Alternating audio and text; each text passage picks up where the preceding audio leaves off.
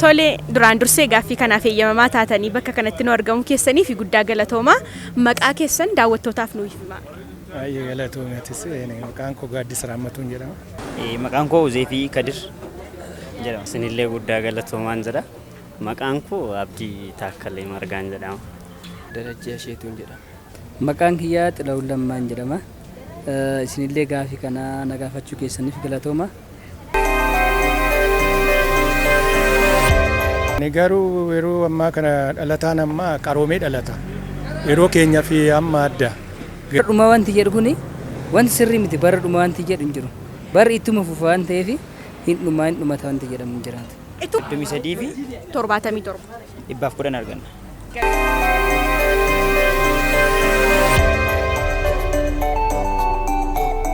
Harka fuuni akkam jirtu hordoftoota Waliif Miidiyaa. Guyyaa har'aa sagantaa bashannansiisaa irraa barattu jennee yaadne isinii qabannee dhiyaanneerra. Hamma dhuma qophii keenyaatti akka nu waliin turtan gamanumaan isin affeerra turtii gaarii. Tolee obbo Gaaddisaa akkuma beekamu yeroo baay'ee namoonni yeroo haasa'anii nutillee yeruma haasofnu gaafuma guyyaa lakkoofsa isaa barreessuu fennu barri akka sokkaa jiru yeroon akka fiigaa jiru maal yoomittuu amma nagay maal yoomittuu barri kun dhume jedha namni baay'ee barri kun dhuguma fiigaa jira moo akkuma isaa duriitti deemaa jira jettanii yaaddu? Nama dadhabaadhaa fiigee jedhamee ilaalama. Garuu namni hojjete itti fayyadamuu hin danda'a yeroodhaaf. Garuu namni dadhabina abbaati malee abbaatuuf ilaaluu dadhabe malee yeroon wanti geeddarame hin jiru itti fakkaata. Isin garuu memmee akka dhuunfaa keessaniitti yeroo itti teessanii yaaddanii wanti tokko yookiin ijoollee xixinnoo kanaan dura argitanii beektan takka turtanii gaafa argitan baay'ee guddatanii argitan. Maal yoomittuu mana gaanfaa jettanii rifattanii faan beektanii akkaataan lakkoofsa yerichaa isinitti ariifateen beeku namoonni baay'een yeroo baay'ee akka waan ariifateetti gatii fudhatanii fi ilaalcha akkasii gara keessan dhufeen beeku. Ani garuu yeroo ammaa kana dhalataan amma qaroomee dhalata. Yeroo keenya fi amma adda. Garuu yeroo wajjin deema dhalataan ammaatis. Kanaaf yeroo ammaa kana namni uf beekee garum keessatti bilchaatee dhalate jechuun hin danda'ani akkanatti fakkaatu. Garuu namni hojjatee namni yeroo wajjin deemee guddachuu hin danda'a waan guddaa qaqqabuu hin danda'a jedhee yaadaan karaa kiyya. Memmee dhaloota kanaa fi yeroo kana wajjin adeemsa yeroo amma jiru kana wajjin akkamitti deemuu qaba yoo maal ta'e gaariidha jettanii dhaamsa dhaamtuuf mee? Egaa dhaloonni keenya jaarraa 19ffaa keessaa har'a jaarraa 21ffaa keessa waan jiru yeroo ammaa kana immoo dhalataan ammaa qaroomee waan dhalatuuf kanaaf yeroo wajjin addunyaa wajjin deemuutu irra jira. Taa'ee addunyaan asii lafa akkamii qaqqabe maali ta'e jedhanii qe'ee ta'anii oduu otoo hin taane akka isaanii san hojjetanii guddachuutu irra jira natti fakkaata akka kiyyatti. Sirriidha fiigaa jedhan jedha akka kootti. Fiiguun isaa gaariidha moo tusuuta jedhee wayyeette moo yaadda? Osoo suuta jedhee gaariidhaan jedha. Tole fiiguun isaa maal sitti balleesse? Fiiguun isaa gara tokkoon akka namoonni baay'een yaadanitti umuriidhaaf illee ni yaadama waan tokko karoorfatanii hammasitti illee gahuudhaaf ni yaadama hamma sana utuu hin gahin yeroochi darbuudhaaf kan natti dhaga'amu jira. Tole maaltu fiiksa yeroo kana maaltu fiiksa wanta yeroo kanaan dura darberraa wanta adda ta'e wanti fiisaa jiru ispiidii kanaa yookiin ariitii kanaa wanti dabaleedhamee yaadamu jira? Inni uumaadhuma rabbiidha. Tole yeroo si laatame kana keessatti wanta ati gochuu dadhabde maal fa'i? Waan tokko karoorfadhee galma ga'uuf mul'ata hammaan ga'utti kan jedhu sanarraa kan na irratti jira. Sababa yeroo fiiguutiif jechuudha. Sababa kanaaf yeroon fiiguu kana sanarraa kaasee natti dhaga'ama. Tole waan isin jechuu barbaade amma fakkeenyaaf sekandiinis daqiiqaanis sa'aatiinis ta'e guyyaanis guyyoonni waggaa tokko keessa jiranis wanti hir'atan hin jiran. Lakkoofsuma isaanii duriin deemaa jiru. Amma yeroo kanatu nu jalaa fiigaa jira moo nutu taa'ee yeroo kana ilaalaa jira akka yaada keetiitti? Nuti taa'ee yeroo kana ilaalaa jira akka caalaa.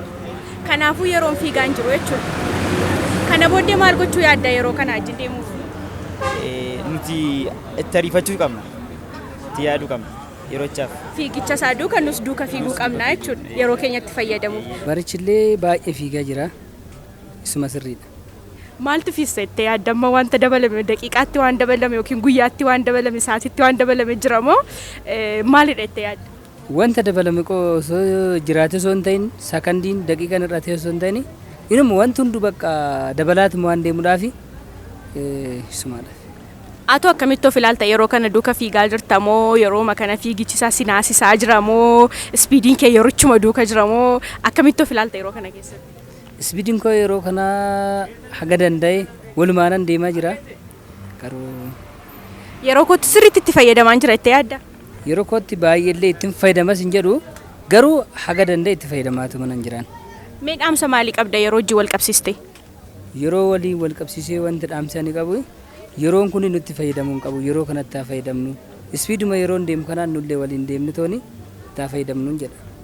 Namoonni tokko immoo yeroo haasa'an maal jedhu baay'ee fiigaa jira kun immoo milikkita bara dhumaati barri kun dhumuu fedha jedhu amma keessumaa immoo dargaggoonni akka kee immoo waa'ee dhuma bara kanaa dhaga'uun barbaadan maaliif waan baay'ee waan gara fuulduraatti isaan fugatii qabaniif jechuudha. Si maal sitti fakkaata barri kun yoo dafee dhume moo tokko ture si wayya? Lakki barri dhumuun isaallee dafee dhumuu hin qabu. Bara kana keessatti osoo bara dhuma wanti jedhu kuni wanti sirrii miti bara dhuma wanti jedhu hin jiru. Barri ittuma fufa waan ta'eef hin dhumata wanti jedhamu hin jiraatu. Ituma dhuma ta'e immoo hin dhuma jedhamee waa murtaa'e immoo dhuma ta'e ergati maal fa'aa godhatteetu dhume si wayya? Anu bakka erga sadarkaa maal fa'aarra ga'e waddeetu dhume yoo maami jettas? Hara barichi hin dhumatu. Hin dhumatu. Hin dhuminaafu? Hin dhuminaafu. Yaa barri kun maal siin jedhure motora qabatee moo baabura siin jedhu barri numa fiigaa maaliif yoo jette lakkoofsatu wal dhufee wal darba waan ta'eef barriin deema arreenji kan godhatu immoo karooraan abbaadha.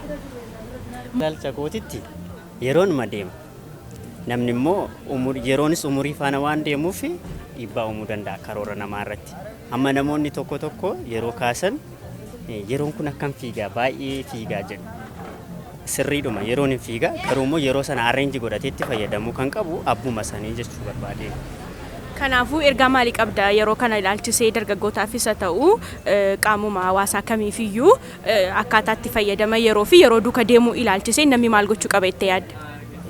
Anumarraa qabee namni waan inni gochuu qabu ani amma fakkeenyaaf barumsa baradhee fixeetiin jira yeroo koo arreenji godhadheetti fayyadameera.